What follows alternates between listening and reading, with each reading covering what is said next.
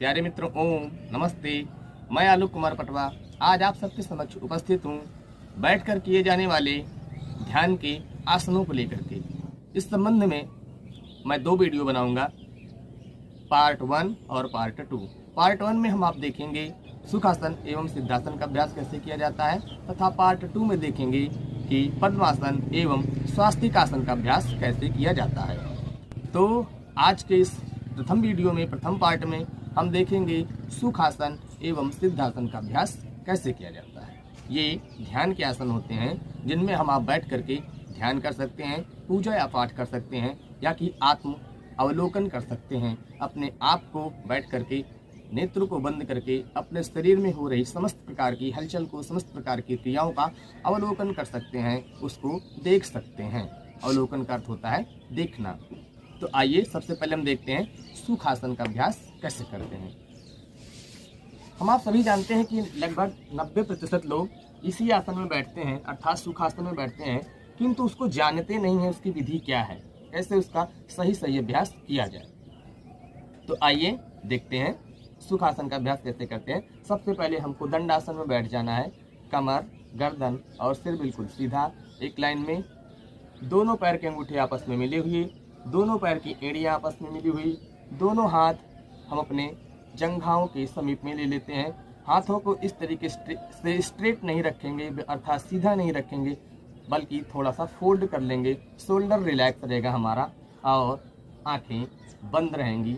सबसे पहले ये है बैठने की स्थिति, अर्थात सुखासन को करने के पूर्व क्या स्थिति होती है उस स्थिति के बारे में। ये है दंडासन।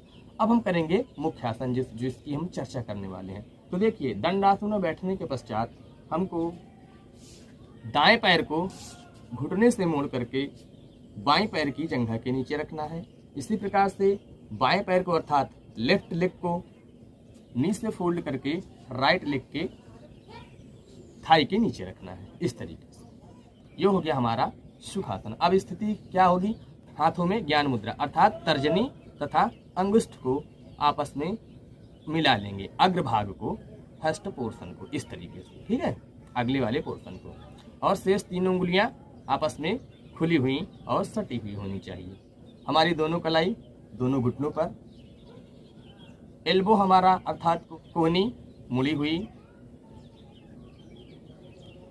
कमर गर्दन सर बिल्कुल सीधा, आंखें बंद और सामान्य श्वसन करेंगे, अर्थात पूरक और रेचक करेंगे।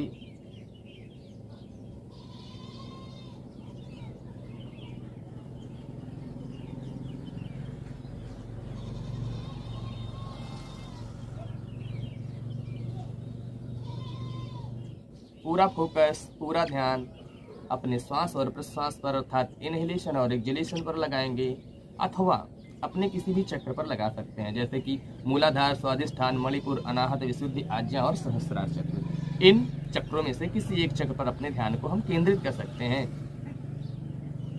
या कि कोई मंत्र का जप कर सकते हैं, जैसे ओंकार जप या कि प्रणव जप।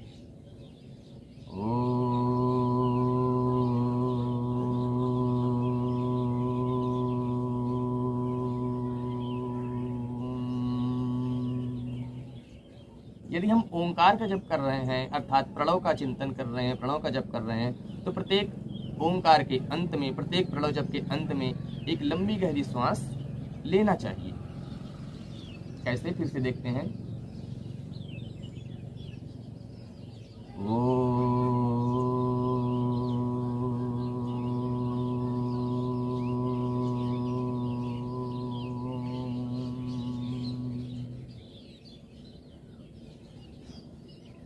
लंबी गहरी श्वास। अब पुनः ओंकार का उच्चारण।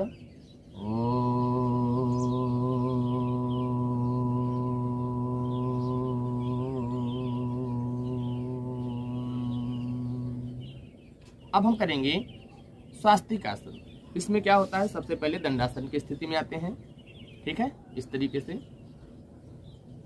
फिर क्या है, बाएं वाले एड़ी को, अर्थात लेफ्ट लेग को अपने प्रजनन अंग के बिल्कुल समीप में ले आएंगे और उसके पश्चात दाएं पैर की एड़ी को बाएं पैर की एड़ी पर बिल्कुल स्थापित कर लेंगे। हमारी जो एड़ियाँ होंगी बिल्कुल हमारे प्रजनन अंग के सेंटर में होंगी, मध्य में होंगी, और पैर हमारे बिल्कुल साइड में होंगे। इस तरीके से काफ़ी लोग ऐसे करते हैं, ये गलत माना जाएगा। इस तरीके से बैठते हैं। ये है हमारा सिद्धासन। हाथों की स्थिति वही अभी जो हमने पहले बताई थी। हाथों में ज्ञान मुद्रा, दोनों हाथ की कलाई घुटने पर, कमर गर्दन सर सीधा, आंखें बंद, पूरा ध्यान आती हुई श्वासों पर और जाती हुई श्वासों पर अपने ध्यान को केंद्रित करेंगे। चलिए प्रारंभ करते हैं।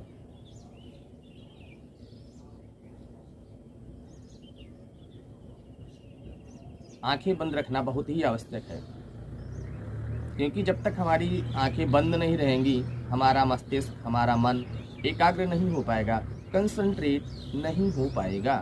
अर्थात अपने मन एवं शरीर की स्थिरता हेतु, मन एवं मस्तिष्क की एकाग्रता हेतु हमको, आपको, प्रत्येक योगी के अभ्यासी को आंखों को बंद रखना अति आवश्यक है, मैंडेटरी है।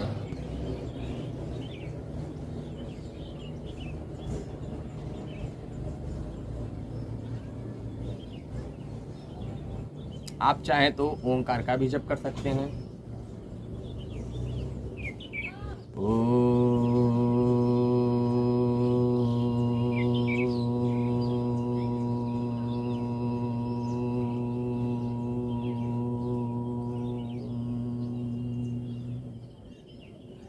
एक लंबी गहरी श्वास,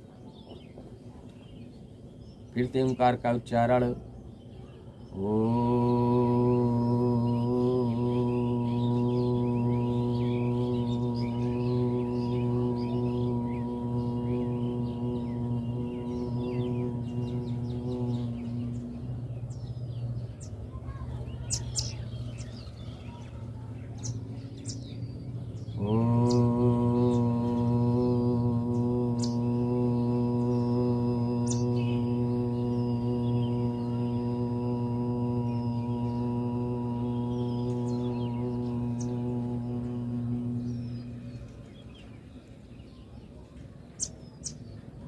धीरे धीरे आंखों को खोलेंगे